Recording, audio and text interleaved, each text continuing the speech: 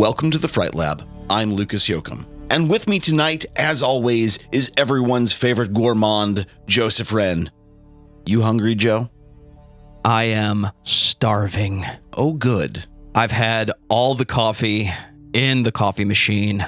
I have had some mezcal. That's the kind of evening I'm having, because tonight's topic is going to be fleshy. It's going to be real fleshy. Fleshy, gross, warm, disturbing, but that's what we're here for, right? We knew that this topic was coming, and you read the title of the episode, and you're still here, so I don't have to say it. I need to take a moment to raise a glass to my co-host for, just put it out there, man. You did 31 film reviews in 31 days. Yeah. I know you've been watching 31 horror movies in October for a few years now, but you accepted a challenge and you delivered. So I want to talk about that for just a second. And this is as much of a live conversation as I like to have typically in the middle of a recording of a full-length episode.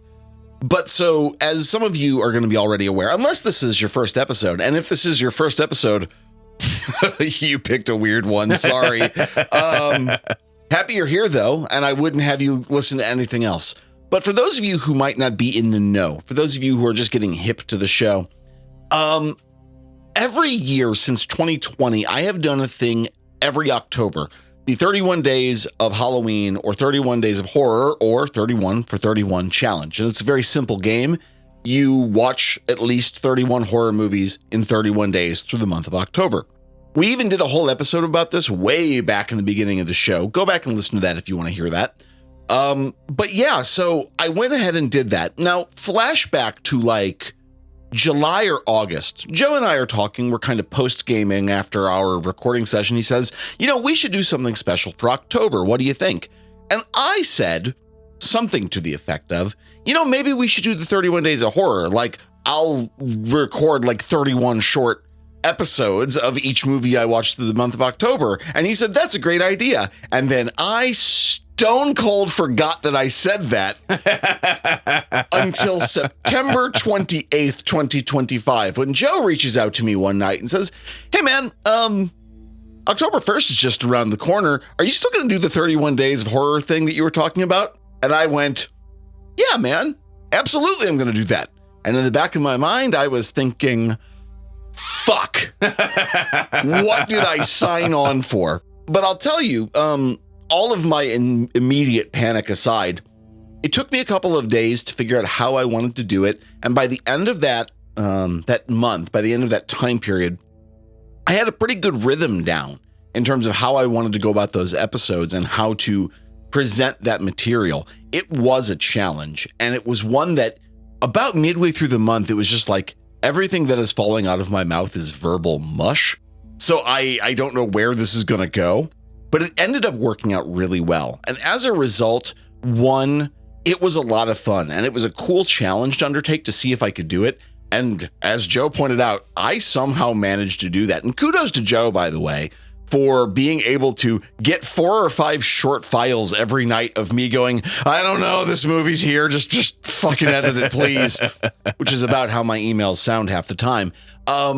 But it also definitely helped us reach out to a new audience. And for those of you who are here right now or listen to our previous episode about the spooky versus scary debate and killer clowns from outer space, for those of you who are here now because of the 31 Days of Horror episodes, thank you so much for subscribing and thank you so much for downloading these episodes.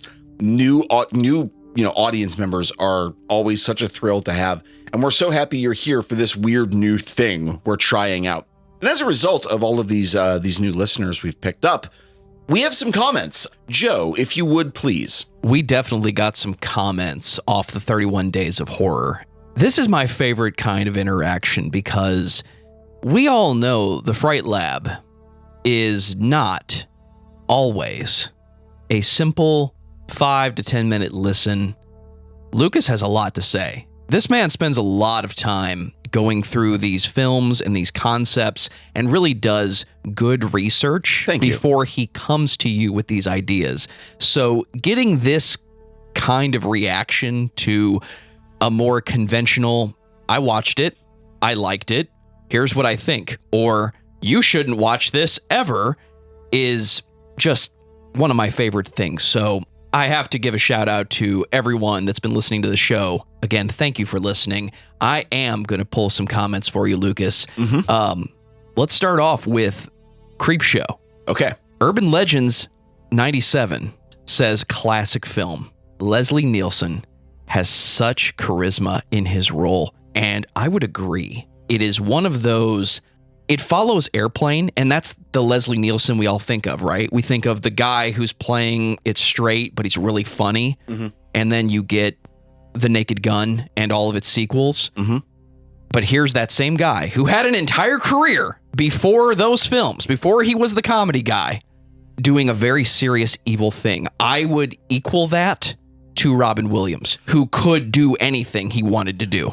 I really feel like Leslie Nielsen is one of those great unsung actors. I'm a big fan of Forbidden Planet, which was his first starring debut, his first starring role. And it is wild seeing him as not only a young man, because, you know, he always kind of looked older than he was, I suspect. It had something to do with his hair color, I think. But seeing him as a young man doing Forbidden Planet and handling an incredibly silly role in a lot of ways, very competently and very professionally. And also, he was kind of like a hunky leading man for the time. And it's hard for us to think of Officer Frank Drebin, Special Agent Detective Frank Drebin, as a hunky leading man, but he really was a great actor in a lot of ways. And Creepshow, which is a movie I hadn't watched since the 90s, maybe even earlier. I may have not seen it since my childhood. I'm kind of drawing a blank now. Creepshow is super entertaining, and his role in it, he is such a fucking sleazebag throughout that entire role. And he only has like 15 minutes or 20 minutes to make that role work. And he is just great in it. He's one of the highlights of an incredibly memorable, incredibly icky film. Creepshow is so good. And, you know, thank you for reaching out to us about that, because I feel like there's a lot of unsung moments in that film. And I think that's near the top. I don't know that it's my favorite segment, but it is definitely one of the most memorable of the Creepshow segments. We have a comment from Metrosaurus Rex 7012 on your review of The Bay. Just watched it today. Great and quite immersive. The ending is kind of corny with the zombie jump scare. It kind of weakens the third act. I think the movie can do eco-horror without shoehorning that kind of horror trope. Okay. Spoiler alert for a 20-year-old film. Jokes aside, no, I agree. In a film that is wall-to-wall solid, the final jump scare of the film almost feels like, fucking come on, guys. You didn't have to throw that in there. But at the same time, I've got to level with you. As a creator, I wonder if I could resist the opportunity to throw one last punch to the ribs in that film. But that film doesn't need a lot of punch to the ribs, right? I don't know that I'd say it fully cheapens the third act. It is a very silly way to end a very serious movie. But I think that it is a very underrated movie in a lot of ways. And I'm glad that you went and watched it, because it is such a wild, dark, ugly film, but it's also so interesting. It's so smart in a lot of ways. I don't know, Metrosaurus Rex, if you watched that as a result of our show. If you did, thank you for that. I appreciate you taking my advice seriously. Or if you happened to watch that and said, I wonder what some bearded weirdo on the internet thinks of this movie, and stumbled onto this bearded weirdo and his opinion of that movie. But yeah, The Bay, vastly underrated movie. I really wish more people would go watch that. Maybe I'm overthinking it. I took that as a reference to Friday the 13th. Maybe. There is something about that movie that's so interesting, is that it is weirdly non-referential. Like I feel like it's playing the mockumentary thing so straight that it's almost trying to avoid other films in a lot of ways. So yeah, that's an interesting question. I would love to know what the director was thinking about that. You reviewed The Beyond. Here's a comment from Akerjawa 1966, an absolute classic. This was one of the movies that you got when you rented a video player from the dodgy shop round the corner. Night of the Demon and Cannibal Ferox were also popular. Hold that thought, my friend. We're about to talk about one of those topics very, very shortly. And another comment from Magic Monkeys 52. Video nasties is thankfully a thing of the past. It also affected films such as Teenage Mutant Ninja Turtles, where they insisted on the nunchucks being removed. Fortunately, a change of directorship at the British Board of Film Classification had things mostly reversed. So now I can watch the original Texas Chainsaw Massacre with no issue. Good video essay, my friend. First of all, thank you both for commenting on that, because The Beyond is one of those movies that I feel like I like in spite of myself, because it is such nonsense from start to finish, but it is so enjoyable, and I really do love that movie. The video nasties and the BBFC is such an interesting subject, and I want to eventually cover it in an episode, because I feel like it's a vastly undersung, under-discussed portion of horror film history. And I kind of have a sense of what's on the video nasties list. I don't remember all of them off the top of my head, because I don't know. My memory's not that good, I guess. But I know that a lot of them are really fucked up, but a lot of them are kind of nonsense. Like, there's a lot of silly stuff that there's no real reason for it to be that heavily censored. The idea of the store around the dodgy video store around the corner. I feel like maybe this commenter is British. If you are, I'm glad I guessed it. If not, then I guess I just don't know what I'm talking about. Apologize to this man. Yeah, I'll apologize to this. It might be a man. This person on YouTube, who I think is a Brit, it is an interesting thing that so many of those horror movies from that era, I think, were picked up solely on the strength of the cover art alone. Cannibal Pharaoh or Cannibal Ferox, I've heard it pronounced both ways. I'm not sure which is which. Those movies are bad. I think a lot of those movies are really awful, but I also think that the horror movie cover art is almost a lost art form in and of itself. And I just want to touch real quick on the idea of Teenage Mutant Ninja Turtles being hard hit by the BBFC. So let me get this straight. You were fine cutting out nunchucks, but you were fine with the swords? Leonardo had 2 swords. But we're fine with swords, but the nunchaku are perhaps the step too far. And they weren't allowed to call them ninjas. They were hero turtles in Europe. Which I don't even know where to start with that absurdity. Move past it, my friend. We're just gonna roll right past that. But I am incredibly weirded out by the idea that nunchaku are the line too far, but the swords that Leonardo carries and uses, they're fine. Swords are fine. This is no big deal. Yeah, fascinating thing. I didn't know that the BBFC was so heavy-handed. And again, I'm going to have to go back and revisit the video nasties. That sounds like such a neat subject. One more. And this one surprised me. The reaction to this film. Not just how you felt about it, but the response from the listeners. This comment from Quantum Walker 13 on Noroi the Curse. Noroi is among my top found footage films because of its mockumentary format. Being able to pull in footage from different perspectives with the excuses of, this is a television show, this is hidden cam footage, this is handycam footage, lets the story really paint its picture in an organic fashion. The dread that slowly creeps into the film as the movie, and by extension the viewer, start to connect the dots is the kind of feeling I wish more horror films could convey. Okay, so I think I actually replied to this one, but I want to expand on that a little bit here, because Noroi is one of my favorite horror movies, kind of hands down, like top 10, top 20 horror movies of all time. It does this thing with verisimilitude by using so many different media, by using so many different varieties of ways to convey things on video, along with its connection to kind of perverting some ideas about like Japanese folk religious practice and Shinto and things like that. I feel like it does a lot of really neat stuff without ever being too heavy-handed. I remember listening to a talk or a video of some variety by William Burroughs, where Burroughs was talking about a conversation he had with the painter Brian Gysin. And the point that he got to was that Gyson's theory was that The cut up method was picked up way earlier by visual arts than it was by writing, but that ultimately both Geisen and Burroughs felt that the lines between disciplines and genres were beginning to break down. The lines between individual mediums were beginning to fall apart. And Noroi is a great example of how you can take all of those different perspectives and kind of slam them together. It's easy enough to strap a GoPro to your head and go running around in the woods and pretend to be scared.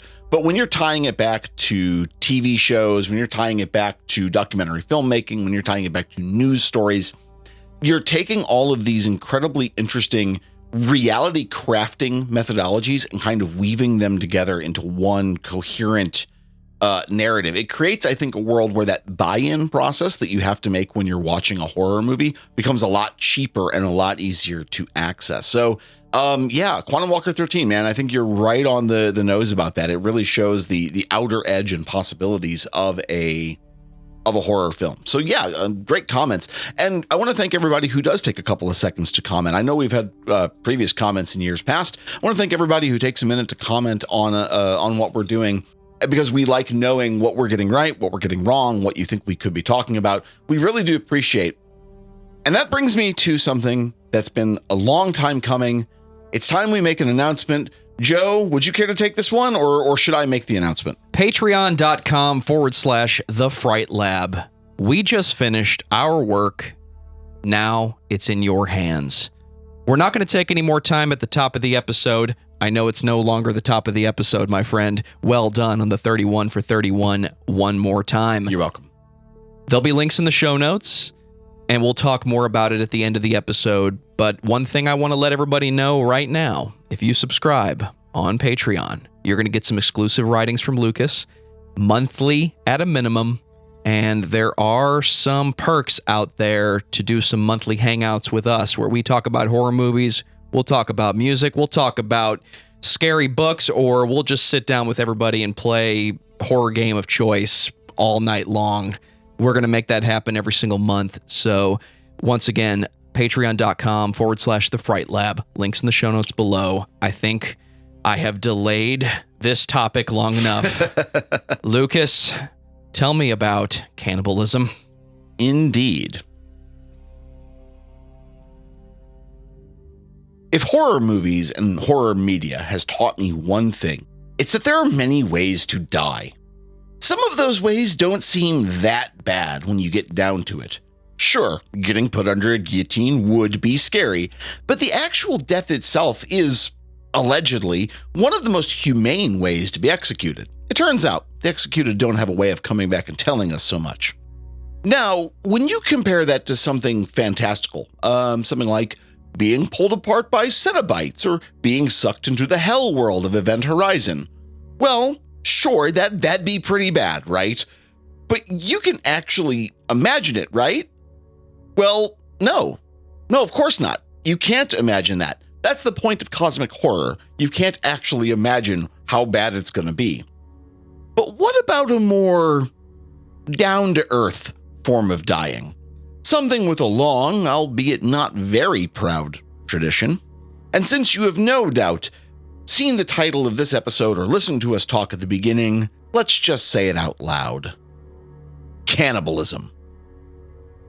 There is something absolutely awful about that word, isn't there? Being killed and eaten by an animal. Well, that's scary enough, though, right?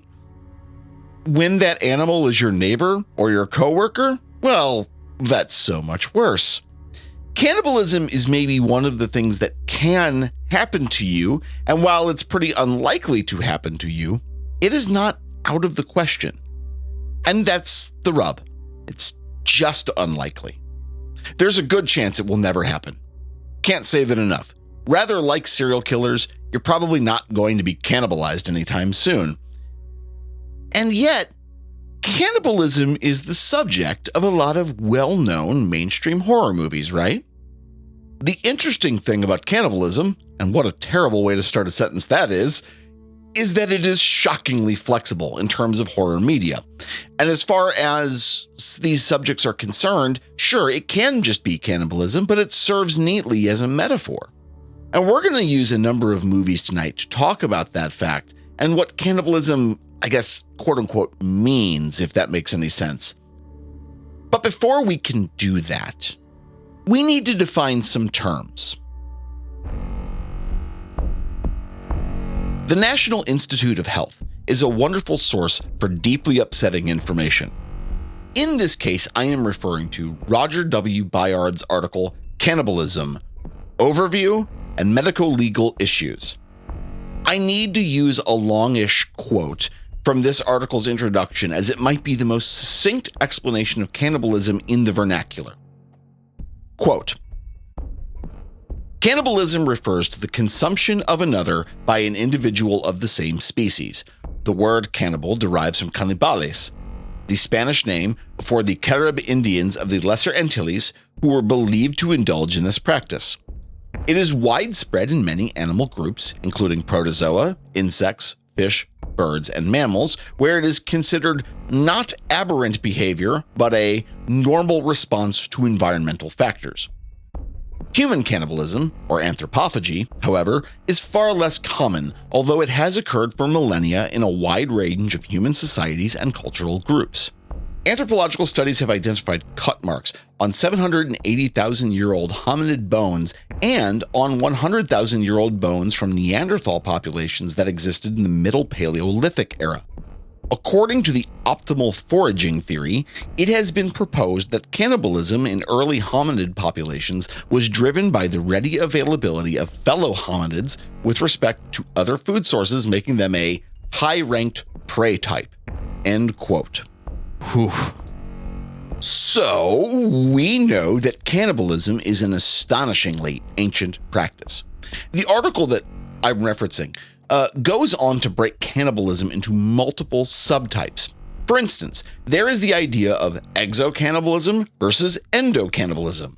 As you might be able to guess, exocannibalism is about eating people outside of your social unit or community, whereas endocannibalism is about eating, well, one of your own.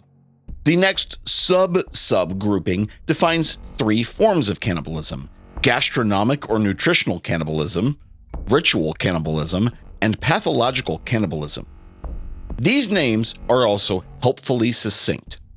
Nutritional cannibalism, or gastronomic cannibalism, occurs when it's done for survival purposes. You are doing it because you need nutrients. This is the case of the Uruguayan soccer team stuck in the Andes after a plane crash in 1972, subject of the film Alive, the Donner Party, and one of the more brutal outcomes of the Franklin expedition. Yeah, we all love that one, don't we? We also would be remiss to mention the famines in Russia and Ukraine in the 1920s, from which many of the most gruesome images of cannibalism occur. I'm going to just say this now. Guys, don't go look that up on YouTube or on like Google image search. And if you're going to do that, don't do it at work. Good God. Next, we have ritual cannibalism, which is also mostly self-explanatory. A form of cannibalism that occurs within cultural context or religious ritual context. Ritual cannibalism. The Spanish conquest of the New World gave us accounts of Aztec religious rites where human sacrifice occurs and the flesh is distributed to parts of the community. We should, however, be very cautious about taking Spanish accounts totally at face value, considering that whole, genocide of indigenous peoples thing they kind of took part in. So, all right, this is all well and good, but what about pathological cannibalism? This specific flavor, this specific variety of cannibalism is likely to be the most interesting to our discussion tonight. Now, I'm going to guess that characters like Hannibal Lecter or real-life villains like Jeffrey Dahmer come to mind when you hear the word cannibalism. Someone like Dahmer was engaging in pathological cannibalism, that is to say, cannibalism caused by either mental illness or extreme paraphilia. Now, I'm not in the position to try to suss out the differences between extreme mental illnesses and extreme paraphilias, but I would love to talk to an expert on that subject. So if you're a researcher in any of these subjects, one, you have a stronger stomach than me, and two, you should reach out to us at thefrightlabpodcast@gmail.com. And hey, if you would be interested in hearing us interview someone about those subjects, please let us know via email or in our Discord server. Joe, how can someone find our Discord? I thought you'd never ask, my friend. Discord.thefrightlab.com. That is where the conversation is ongoing. That is where we want this conversation to be ongoing. As always, links in the show notes. All right, back on subject.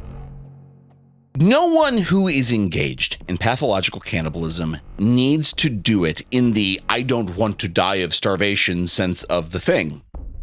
While most of us have a particularly intense ick reaction to the thought of eating human flesh, there are cases where someone could argue it was the only option.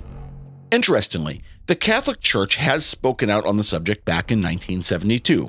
An article from the New York Times states that church spokesman Monsignor Austin Vaughan and Reverend William Smith stated that the Uruguayans stranded in the Andes weren't necessarily committing mortal sin. Specifically, a quote, "A person is permitted to eat dead human flesh if there is no feasible alternative for survival. Moreover, cannibalism would be justifiable, they held, if there were no alternative." End quote. If you want to read that New York Times article as well as the NIH article I quoted, I will include them and more in the show notes. I strongly encourage you to give these articles a read if you're interested in this subject. So, anyway, back to pathological cannibalism. A sentence I never thought I would need. It's always unnecessary, done in furtherance of a sexual kink or to satisfy a psychiatric disorder. Cannibalism of this variety, that's the one that's hardest to excuse, hardest to recontextualize. I guess you could argue that, in a perverse way, this sort of cannibalism is ritual cannibalism, but only if it's done multiple times and satisfies a spiritual need. But I'm not gonna lie, pursuing that line of thinking makes me a little sick to my stomach. Which means that it's sort of the perfect subject for us. I've hitched my horse to a thing called horror, and sometimes I regret that decision. I mean, you know something is seriously messed up when it makes me feel uncomfortable. And that brings us to an underexplored thing within horror, as we will see when we get into the movies of note, the notion of the cannibalism taboo. While cannibalism amongst humans isn't totally unheard of, as we've laid out, it's incredibly common amongst other animal species. So why are we the only ones who seem, in large part, pretty hung up on the subject? As Kayla R. Rice wrote in her thesis, Behavioral Patterns of Cannibalism and Sexual Taboos, quote, "Because disgust seems to be regulating moral as well as physical behavior, this provides us with a way to further investigate the link between cannibalism and sexual preferences as they relate to the disgust response. As one studies culture, it becomes clear that interactions concerning intrapersonal issues and morality are commonly connected to feelings of disgust. This is likely where taboos begin to develop. Children learn moral disgust, likely through observational learning, and are not born with it. Because of this, it is reasonable to assume that disgust plays a large role in the development of certain social behaviors being considered as taboo." End quote. This explanation does help to clarify some of the taboo issues facing cannibalism as a trend in human behavior. It's bad for us, simply put. But there is another issue with cannibalism that I want to address near the end of the episode. I am, if nothing else, a sensitive scientist in our little macabre field, and so I can tell you that the audience wants to talk about on-screen gore. Resultingly, there are two movies that we gotta knock out of the way. The obvious one, of course, the Texas Chainsaw Massacre.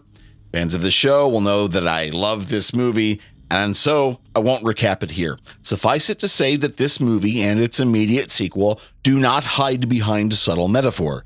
The villains are cannibals. But we aren't really afraid of Leatherface and his kin because of their cannibalism, right? It's mostly the gruesome torture and murder that we're concerned with. Sure, you might argue the story has some underlying theme of the destruction of skilled labor positions and the abandonment of rural America, but I don't really think that's what Tobe Hooper was after. The next movie I suppose I have to get to And I know that Joe is thrilled about this one. Motel Hell. There it is. Yep. I've been waiting for this one to pop up on the episode. I know. Eventually, there's one more I'm expecting you're going to touch on. But I don't want to spoil that for me. We're talking about Motel Hell. Yeah, we're talking Motel Hell. All right. You may never again spend a night away from home. After you spend a night with Ida and Vincent. Ida will show you the way. You want us to register? No, that won't be necessary.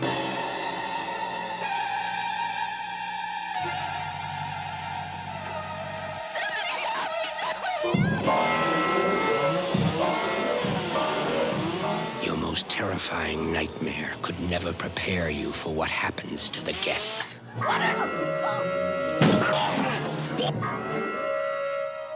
Vincent, you think in the years to come, people will appreciate us for what we're doing here? I have a surprise for you. Oh, goody, I love surprises. One after another they come.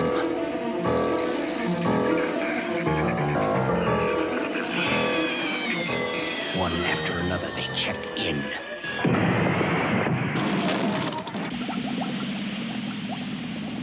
And pray for the day they can check out. All we have to do is give to be happy.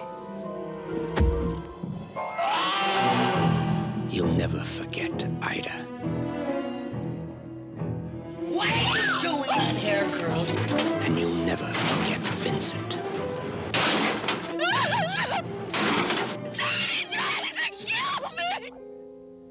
And hard as you try, you'll never forget their secret garden.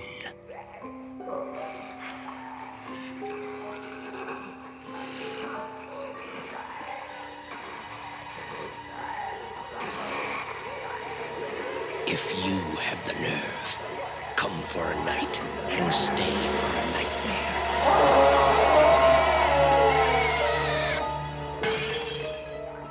Motel Hell.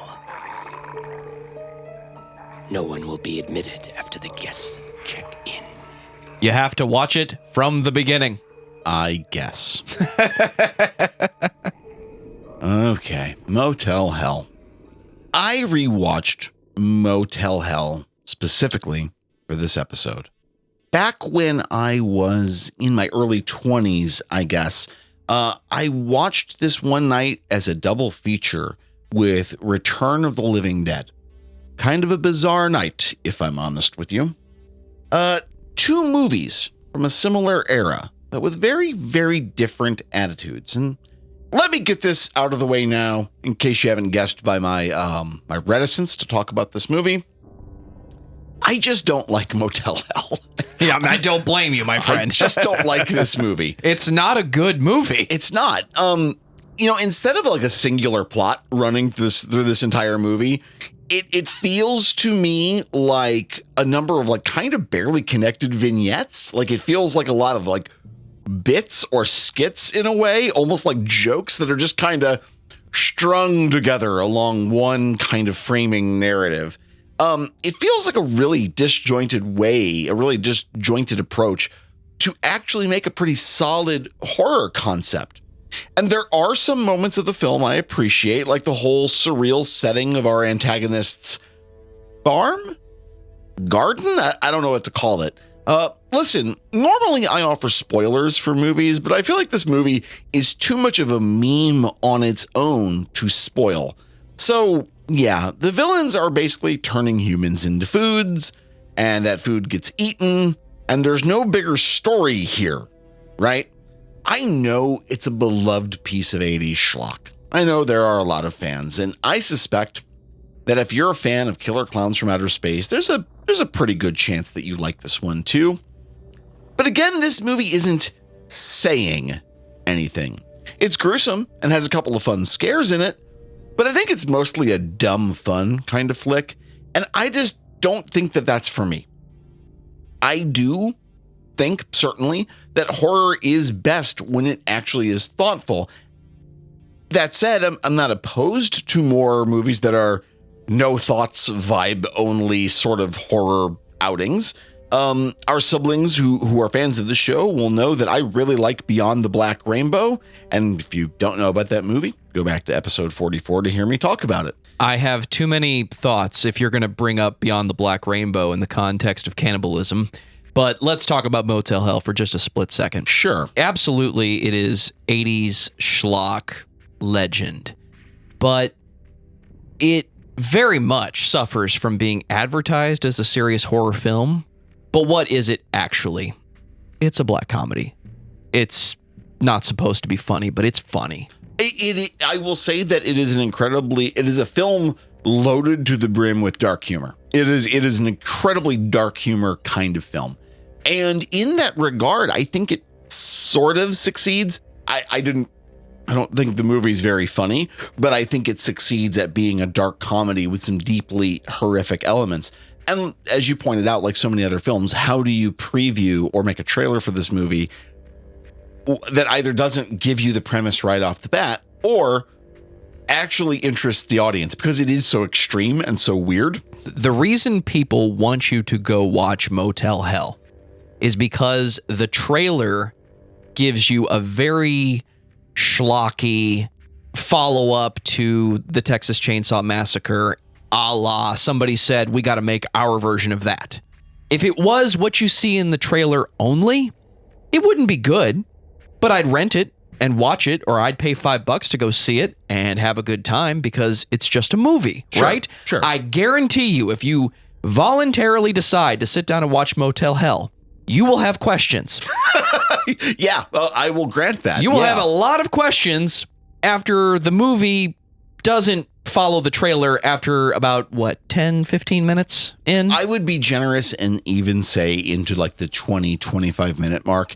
I do have to say that it is one of those movies. I think it's only like 90 minutes. It's only like 2 hours. Barely, yeah. It to me feels interminably fucking longer. 100% agree with you, my friend. And let me put this stamp on it. Mm-hmm. If you understand why people enjoy Troll 2, you may understand why people like Motel Hell. I refuse to acknowledge that. Sorry, I've got to draw. Damn it, Joe, I've got to draw a line somewhere. All right, this is fair. If I'm going to say that Motel Hell doesn't treat cannibalism in a very thoughtful or interesting way, I'm going to say, well, what does? And if I'm going to complain that cannibalism and horror gets the short end of the stick, I need to discuss the movies that maybe do treat cannibalism as a thoughtful or interesting subject. So let's go on to talk about 2 cannibalism-based horror outings that I think are actually interesting. Specifically, 2016's Raw and Ravenous from 1999. It's about damn time.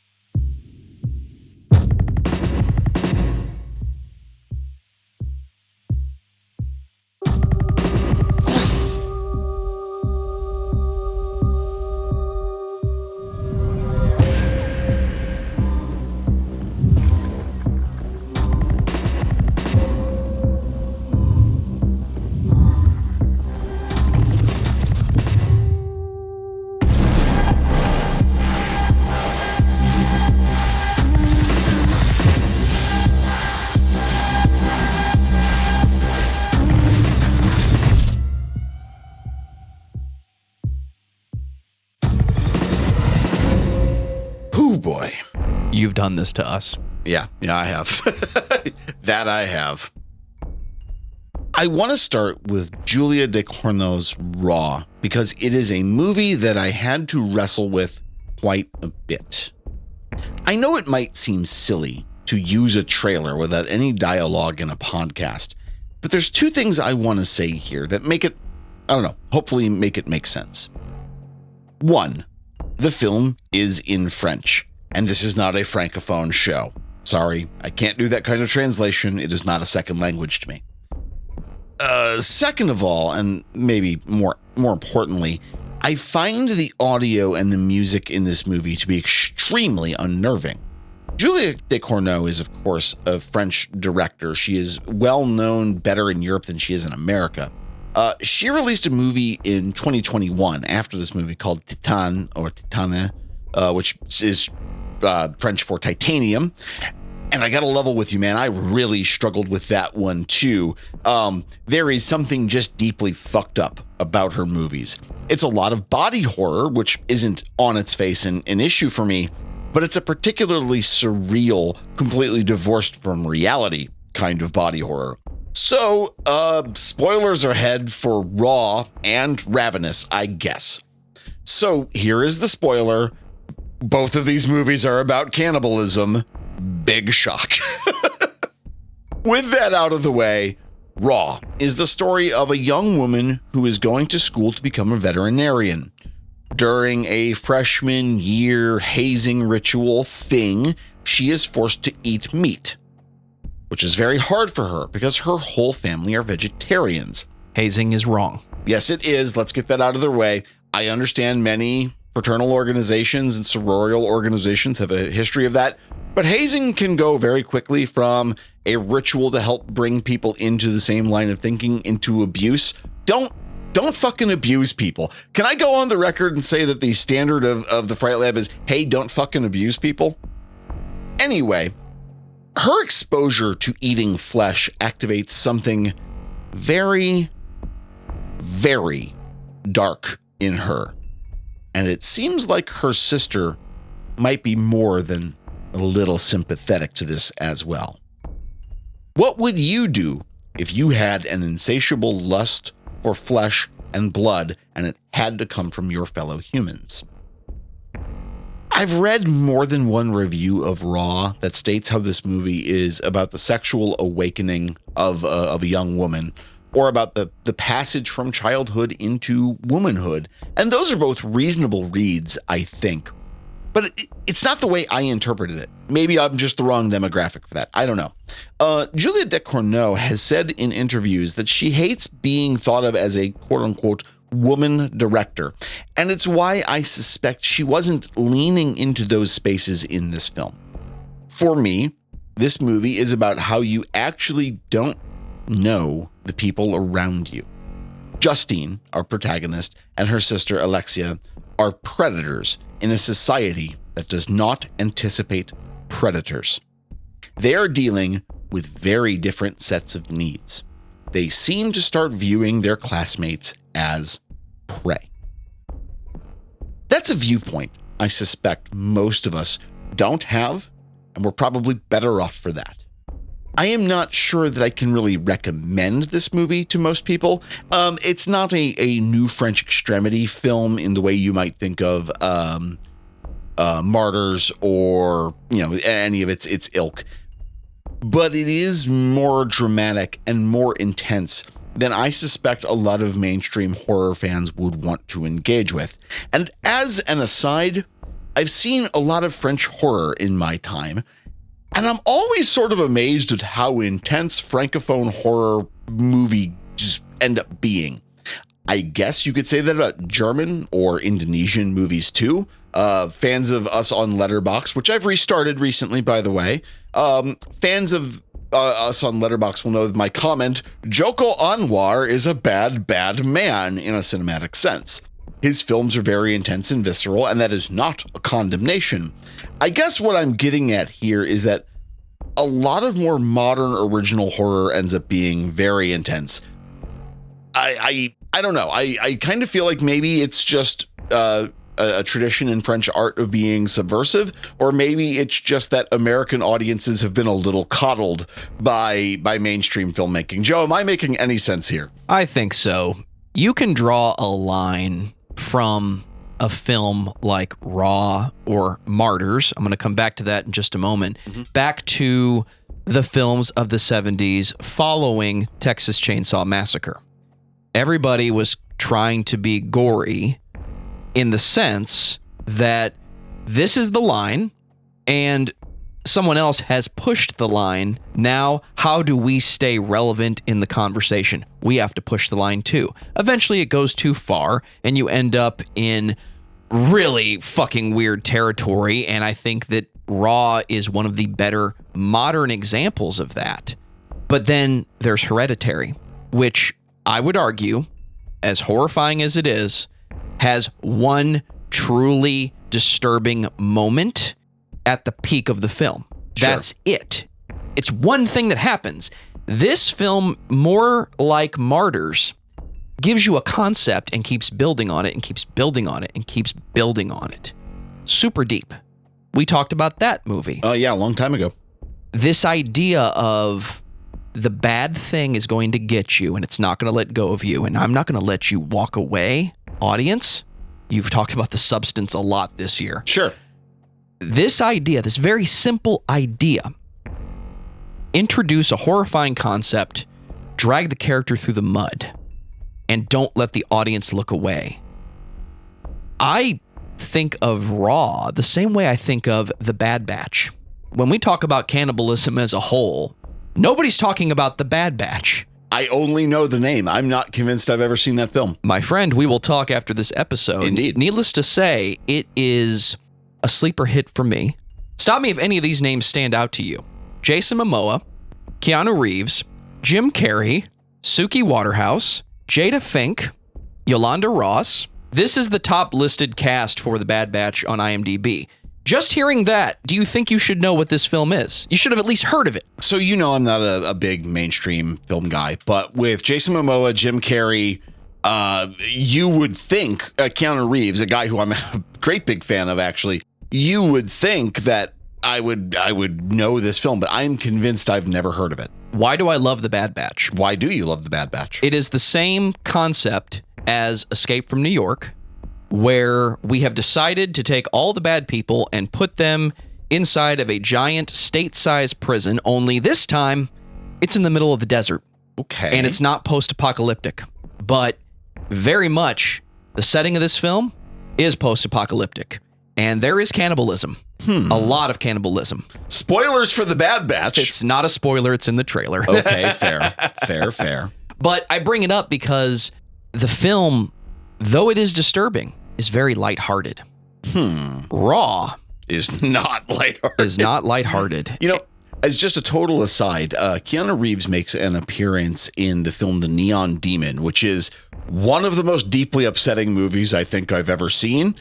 Great movie, amazing score. Holy crap, the score to The Neon Demon is good. I will eventually talk about The Neon Demon one of these days, but not today, my man, not today. But Keanu Reeves makes an appearance in that. I would love to do a horror retrospective about Keanu Reeves one of these days. Right. What were we talking about? Julia Ducournau's Raw. Where do you put Raw and Martyrs side by side? Which one is more disturbing? Or are they disturbing for different reasons? Different reasons. Martyrs is a movie that I don't know that I enjoy, but that I admire, if that makes sense. Martyrs is an incredibly dark, incredibly violent film. It's very, very ugly.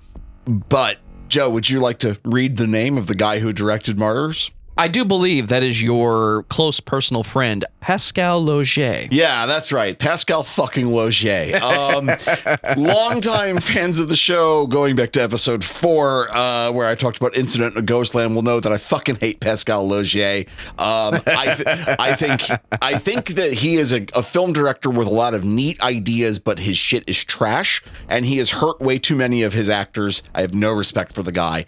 Martyrs is an intense, ugly film, and I don't want to call it good, but I admire it, and I'll watch it, but I kind of watch it through gritted teeth. Whereas Raw and Ducournau's other film, Titanium, is a very, very ugly and weird and intense film, but for real different reasons.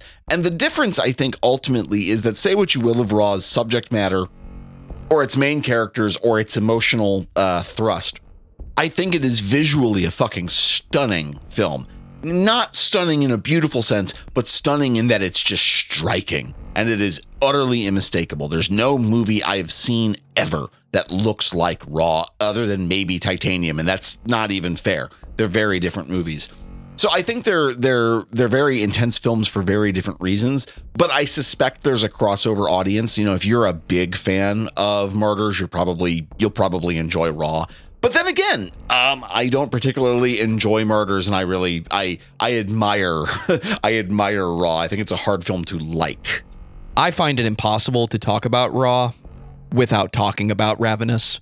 So I'm interested to see where you're going with this, talking about the recent film versus the previous film. Sure, absolutely. I'm sending you to California, Fort Spencer. We have 4 missing soldiers, Captain, and no bodies.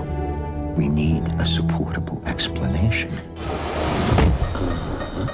Captain John Boyd is about to discover no one just ends up at Fort Spencer. We come for a reason. Yours being?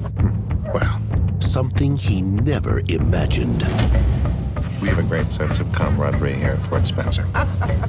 It's this Indian scout who told me a curious story. Winged eagle. It's an old Indian myth from the north. Man eats the flesh of another. He absorbs the other man's strength. Now, one man must choose. We need others. Between having dinner Not me. and being dinner. Good gracious. That's so annoying.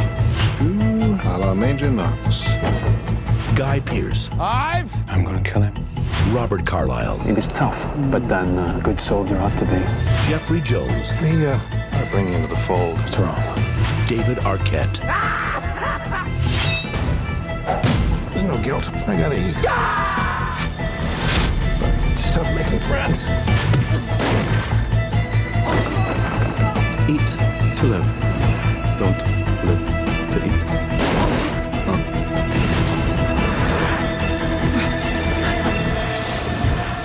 That was really sneaky. He was flicking me! Ravenous. Bon appetit. Well, it's about time, my friend. I've been excited for this for probably the past 2 years. Indeed. So, Ravenous was a project for Antonia Bird. I honestly spent a bit of time staring at her filmography, and frankly, I don't think I've seen another one of her films. She passed away in 2013, so I guess we're not getting anything else from her, and it's a shame, since she had a real talent for horror. Ted Griffin, his work is perhaps a bit more accessible. He helped write this movie.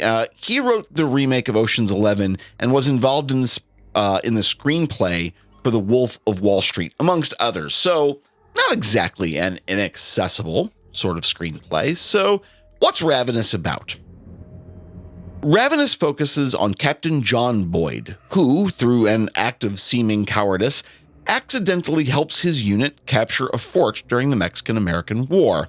He is sent west, partially as punishment, to Fort Spencer, which is on the edge of the American frontier at that time. And by the way, I wasn't able to find any record of a real Fort Spencer, so if you know more about the American Army during this period, and there was one, please send us an email so you can correct me. Anyway, Captain Boyd and his ragtag weirdos stuck out at Fort Spencer help a man named Calhoun who stumbles into their station, and he tells them a hideous story of how his team was headed west and how they had to resort to cannibalism. Worse still, they had to protect themselves from the predation of a Colonel Ives who had been sent with their party. The team sets out to try to help a suspected survivor, but let's just say it gets messy and thoroughly twisty in very short order. It seems that Colonel Ives has become a Wendigo. The story does have some historical resonance too. It's loosely based on cases of frontier cannibalism. It again calls to mind stuff like the Donner Party incident and the case of another mountain starvation cannibalism case, the case of Albert Packer. That fact isn't totally salient to this episode, but it's a neat one nonetheless. Albert Packard's a weird story. Now, I need to say this up front. Like Joe, I fucking love Ravenous. It's such a wild, bizarre film. It feels very 1999, if you know what I mean. It also really just turns on a dime midway through the movie. The only shortcoming of it, I think, is tone. Sometimes it feels like a slapstick comedy. And other times plays as ugly as the German serial killer nightmare Angst. We covered that in episode 8. And sometimes it's a fucking Western adventure film a la Dances with Wolves. It is, but it's more like Dances with Flesh-Eating Perverts. But you don't know that at the time. But you kind of figure it out quick. Yeah. Ravenous is very strongly suffering what you could describe as mood whiplash. And I can see how this movie flopped in the theaters. I really can. Oh, yeah. It cost about $12 million to make and only recouped like $2 million. It's a hard sell as far as movies go to begin with. And that says nothing of the image of the Wendigo, or as it is in this film, more the presence of it. Now, most of our audience has heard the term Wendigo and probably associate it with this image of a skeletal human monster thing in snowy woods. Naturally, that pop cultural image is not to be taken legitimately, but the myth of the thing is, amongst Algonquin-speaking First Nations people like the Cree or the Ojibwe, the Wendigo exists as a very real warning about dangers of being hungry for power and as a warning against cannibalism. Joe, would you do me a favor and read this part? It comes from The Mythology and Misrepresentations of the Wendigo by Elizabeth Macaulay. The Wendigo is believed to be the spirit of winter and a symbol of the dangers of selfishness. Although beliefs vary, the Wendigo is generally considered a horrifying entity with an insatiable taste for human flesh. Anyone who encounters a Wendigo risks being devoured or even being turned into a Wendigo. One usually becomes a Wendigo as punishment for dishonorable or taboo activities, such as engaging in cannibalism due to starvation. I don't want to spend too much time digging into the Wendigo myth for two reasons. To start, I am not an expert on Ojibwe, Cree, or other First Nations belief systems. Second of all, and this is perhaps the more important point, for many Algonquin-speaking First Nation tribes, you don't talk about this creature or its spirit very lightly. And my enjoyment of this film isn't something I'm doing in spite of their beliefs. I think that Ravenous does an incredible job digging into the horrors of survival situations and the awfulness of human greed. I also think that Ravenous has an interpretation of the Wendigo that's, it's in good faith and not meant to mock or belittle or steal from First Nations peoples. The point here, tread lightly with these sorts of subjects. You can enjoy what you can enjoy, but you should be aware of the origins of what you're actually seeing. I've included a list in the show notes for an article from the NIH called Wendigo Psychosis and Psychiatric Perspectives of Cannibalism. It is fantastically written, and it's an insightful look into the effects of cannibalism and the psychiatric disorders that go along with it. Please give it a read. I appreciate you clarifying that, because there is a respect when you start talking about beliefs, but let's talk about these films side by side. Sure. When you said we were talking about cannibalism, and I very much am giddy on the inside that we finally get to talk about Ravenous in some way, shape, or form. Sure. Yes, it's true. That word means something to many peoples, and that word shouldn't be talked about. But from my perspective, that word has been used as a plot device in an absurd film from the 90s that my memory says they didn't know how to advertise that movie. They didn't know how to make money with that movie because that movie is absurd. That movie is the reason I understand what the term black comedy means. It's not supposed to be funny. It's done dry. It's absurd. It's ridiculous. But I'm laughing because nobody on this show thinks that cannibalism is a good idea. Sure. But the soundtrack makes it very hard not to just laugh at the absurdity of those characters. It's almost akin, and I'm glad you mentioned Albert Packard, because I laughed at this film, and then later on, Trey Parker and Matt Stone made Cannibal the Musical, which is not anywhere close to their best work. Sure. But same idea. I'm laughing at it for the same reason, because we all agree that cannibalism is bad, so we're playing with how bad it is. I remember, and I will do my best to find it. I know we played the trailer earlier. I will do my best to find the 30-second television spot for Ravenous. I remember it being portrayed as a very horror-first movie that looked scarier than the final product. The final product is disturbing, but it's not scary. It's ew, Texas Chainsaw, the bright parts, but it's not scary, Texas Chainsaw, the dark parts, if you know what I mean. Yeah, no, I totally know what you mean by that. It is one of those things where, you hit the nail on the head by saying, we have to be careful with people's beliefs. And I'm a big fan of that. I don't think anybody's cultural symbols, irrespective of where it's coming from, should just be thrown around willy-nilly. Someone's culture is not necessarily always open for discussion. It's kind of like, we talked a little bit about this off mic, about the film Angel Heart. The film Angel Heart portrays pretty brutally in the second act some stuff about voodoo, which is a real set of beliefs. It is a real religion.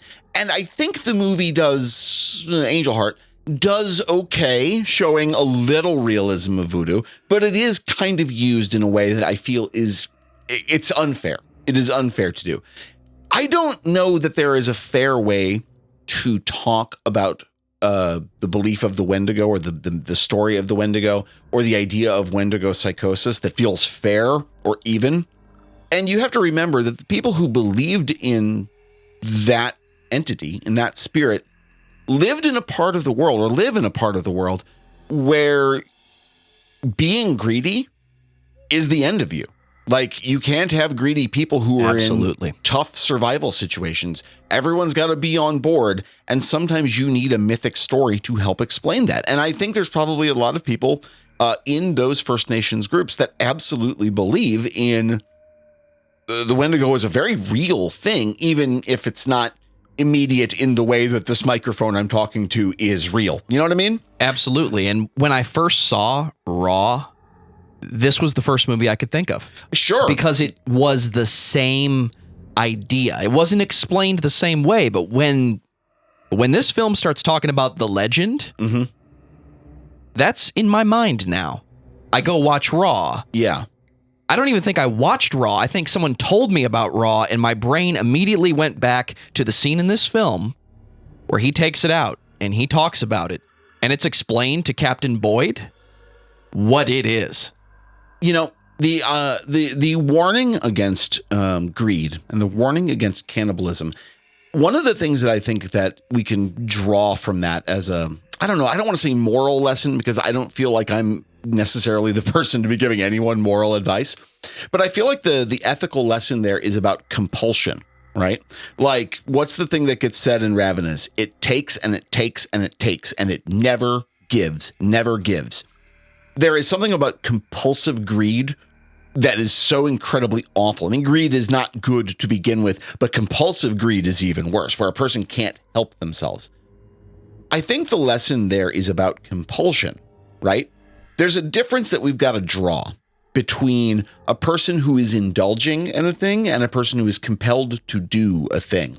I am not saying there is a safe way to indulge in cannibalism, but I'm saying that there are a lot of unhealthy or dangerous behaviors that you can indulge in if you know the risks and you know what can happen. Now, for some people, indulgence is just an extra chocolate chip cookie. And for some people, an indulgence is a night of drunken debauchery. All of them carry with them their own particular sets of dangers. You eat too many chocolate chip cookies, you run the risk of getting heart disease. You engage in too many nights of drunken lecherous behavior. Well, we all know people who've done that, and we all know how it turns out, right? Okay, so that's fine, but if you know what you're getting into, and you're taking precautions to be safe, and you're doing it in a way that is not becoming an addiction or a compulsive behavior, you're safe. You're fine. It's not maybe safe, but it's safer. Compulsion's a different thing altogether. You don't have control over compulsion, right? Indulgence is a thing you're in control of. Compulsion's not. And, I'm not going to sit here and wax poetic or philosophical any further about that subject here. What I will say is that everything that's happening with Ravenous especially, Captain Boyd clearly has a lot of stuff going on that may or may not have anything really to do with cannibalism. I've heard a lot of people make reference to this film as also being about sexual awakening, or maybe realizing that maybe you're not the straight manly man you thought you were in the frontier sense of the word. But I also think it can be a lesson about any sort of compulsion, any sort of behavior you're not fully in control of.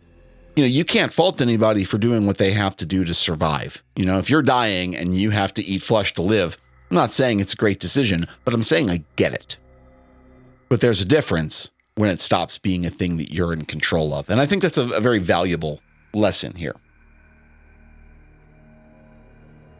Closer to the beginning of this episode, I said that there was another reason that I think most societies have a taboo against cannibalism. It's not just First Nations people who feel that way. And seemingly in most cultural contexts, there's just no reason to eat our fellow man outside of the most extreme forms of starvation. Human flesh is the ultimate forbidden fruit. But why? I know that I've just spent a few minutes talking about that. So it's obvious to most of us that living in a modern culture, engaging in cannibalism with regularity, well, it's hard to have a long-lasting society with that. Most of us don't want to be eaten, and we would be more than a little aggressive with someone if they tried eating you or your loved ones, right?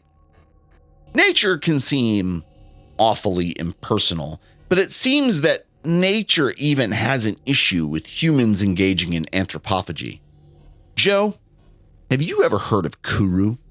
Not prior to today, my friend, but it's the word I wasn't familiar with. I did a little bit of reading, and I'm familiar with the concept and the disease that you're going to fill in our gruesome people on. Needless to say, I know it by the laughing disease. Mm-hmm. And again, to talk about that film that I love so much, it's immediately what I think of when you start talking about it. All right. So, siblings, I have to offer a short preface about this story. As you know, I am not an expert in disease, pathology, or the like, so I confess that I am reporting what I can as a partially educated layman. I would welcome any contact from scientists more educated than me on this subject with further information or correction. Also, this is kind of a minor content warning, just for gross stuff. I'm not going to go too deep or get too graphic, but I feel like it's fair when you're talking about this one. That said, you've been warned. Papua New Guinea, the 1950s. A strange illness is spreading amongst the Foray people. The victims of this disease shiver and shamble, unable to control their bodily functions, sometimes laughing inappropriately. The disease is simply called Kuru, which in the Foray language means something like shivering. The disease is 100% fatal, with a death coming typically within a year of the onset of symptoms. Shirley Lindenbaum from the University of New York began trying to isolate the illness. It wasn't a virus, it's not something you can transmit really, and it wasn't a hereditary condition. No one in families is catching Kuru because their grandma had Kuru. So, what could it be? Was the thing that was going on with the Foray people just something that hadn't been isolated or noted in other groups? Was it unique? What was happening here? In short, the Foray have a history of funerary cannibalism, including, specifically, the brain of deceased people within their family. The Foray viewed this as a way to help tame and contain the spirits of the recently dead, and viewed it as an act of respect for the dead. After some genuinely necessary but horrifying experiments, it was concluded that the brain was causing this disease, and in subsequent years, a kind of aberrant spiral-shaped brain protein was causing replication of a deviant shape within the brains of the Foray people, leading to Kuru. One of the most terrifying aspects of these aberrant proteins, which we now call prions, is that they can lay dormant in the human body for decades before they activate and slowly kill their host. The Foray had mostly ceased the practice of funerary cannibalism decades prior to the outbreak of Kuru, and yet they were still developing it nonetheless. Most of us, as you can guess, will never experience Kuru. It's entirely possible that this disease could be wiped out within a few generations, if it's even happening now. And as a result of these discoveries, we now know more what to do about these types of illnesses. We know how to prevent them. It's a part of a bigger family of diseases and disorders now called human transmissible spongiform encephalopathy, or for short, TSE. I've included articles about these diseases if you want to learn more or, just not sleep tonight. Your call. As you might have guessed, I think the taboo of cannibalism is partly rooted in a sort of primal knowledge. Cannibalism is an ultimate form of othering, the reduction of human to foodstuff, specifically meat. It says something about our relationship to livestock, sadly.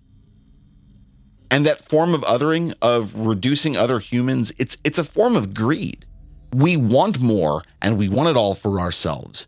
Greed is a sin in many traditions, and this sort of greed exacts a cost of its own when you take it too far. When you go too far with it, this sort of greed has, dark implications. The brain, this magnificent seat within our minds, this darkly burning, gleaming thing that makes us humans, it makes us human, It's off the menu, literally. It's off limits, forbidden, verboten. Cannibalism is beyond the pale for most, and I think the fear of the harm we do to others and, then to ourselves is the reason why. I don't mean to be dramatic, but I think these points have to be made. If not succinctly, then sincerely. So, with that, friends, siblings, we leave you with a warning. Be careful about the things you take into yourself. And we'd like to know, what do you think? Is cannibalism the scariest thing in horror? Do prion diseases make you as nervous as they make me? And did I miss any other smart, interesting horror movies talking about cannibalism? You should let us know. And we can always be reached via our email, thefrightlabpodcast@gmail.com. We can be found on all major social media platforms as well as YouTube and Letterboxd. Just search for The Fright Lab. It's real easy. Joe, can you tell our audiences where they can find our Discord server and where else they can find your other projects? Discord.thefrightlab.com. That is where this conversation will continue and where we want to hear from you. You heard Lucas say it, thefrightlabpodcast@gmail.com. We have links in the show notes to all of our social media, so if you're a fan of Blue Sky, if you're a fan of Threads, wherever you want to be heard, we're there, and we want to hear from you. We announced Patreon at the start of this episode. Thank you for listening. If this is your first episode of The Fright Lab, welcome. And if this is not your first episode of The Fright Lab, thank you for listening and for subscribing. What I need from you right now, if you would, please, take out your phone, go to patreon.com/The Fright Lab, and just take a look. If any of those tiers appeal to you, please subscribe. And we look forward to hearing from you even more as we create some of that exclusive Patreon content. Lucas, you want to say anything about Patreon before we go? I do, as a matter of fact. So I want to make it abundantly clear that these full-length episodes that you've been listening to, like tonight, they will always be full-length and free. Always. We will never charge for these episodes. They're always going to be available on our feed. We produce as many in a year as we can. Our schedule is mostly consistent, I would say. We did the 31 Days of Horror. I want to make those episodes always available as well. Those kind of short little things. I enjoy making them, as it turns out. So you are always going to have access to the Fright Lab material, as well as everything that we have on our publicly facing Discord server. The Patreon thing is just to help keep us afloat. Podcasting is a labor of love. It's something we do willingly and something we do happily, but it does have its own costs, and we're happy to front those costs, but this can help offset that. Another thing that's worth saying is that if you don't have money to pay for Patreon, I get it. The economy right now in the United States sucks. It is hard to make money. It's not an easy world. If you want to help the show and you don't have money to do it, believe it or not, one of the most important things you can do, Joe says it on every episode, give us a rating, give us a review on wherever you're listening to our podcasts or on YouTube. That helps so very much. You guys don't even understand it. Also, share these episodes. If you have friends who like horror or you're still active on a social media platform, sharing these episodes and getting in front of new users in an organic way helps us more than we can really articulate. So if you want to subscribe to Patreon, we are happy to have you and we will make it worth your while. If you can't, I get that. And we're going to be making sure that you still get all of this fun material because we love doing it so much. But Joe, you've got a funky little rock and roll band that I know you're dying to talk about. Will you tell our audience where they can hear the stuff you're doing? If you insist, thedammitjanets.com is where you can find all the spooky and weird rock and roll that Dr. Scott and the Dammit Janets are making. There's free concerts there. There's links to all the social media stuff. And if you want to buy some tickets or come around town in St. Louis and see what we got going on, we look forward to seeing you. I am going to mention all of the podcasts we are creating at discussmetal.com, where we talk about your favorite bands, my favorite bands, heavy metal topics. Lucas has begun appearing in a more not permanent, but semi-permanent fashion. We're not going to spoil that here. Just going to let you know that we've got a lot going on, and we really enjoy talking about these things. This was a long one. This is one of the longest episodes we've done in a long time, and I am super excited for that. I think it might be the longest episode we've made in a long time. Get us out of here, my friend. Indeed. Independent artists, independent media, tell them how much we love it. I don't know if you guys have noticed this or not, but one of the reasons that we enjoyed doing the 31 Days of Horror the way we did, along with doing this episode, which is about some movies that are a little outside the mainstream, you might say. One of the reasons we love doing this so much is that we believe in independent art. We believe in podcasts and independent musicians and independent movie makers.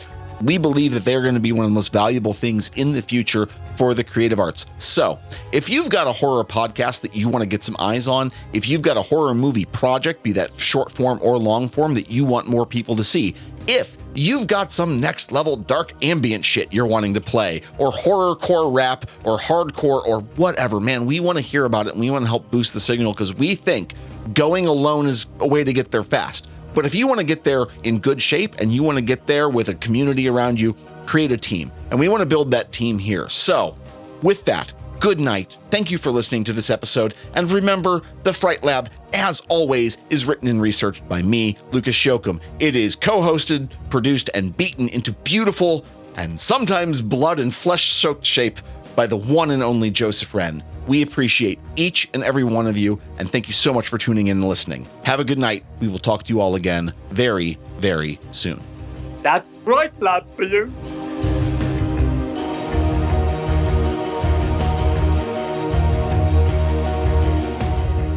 I am nothing. Well, don't clip that. Good God. The villains are cannibals. Cannibals. Not prior to today, my friend. I did a little bit of reading. God damn it. Boy, that's a... Indeed. Let's take that from the top. And now, the bluegrass.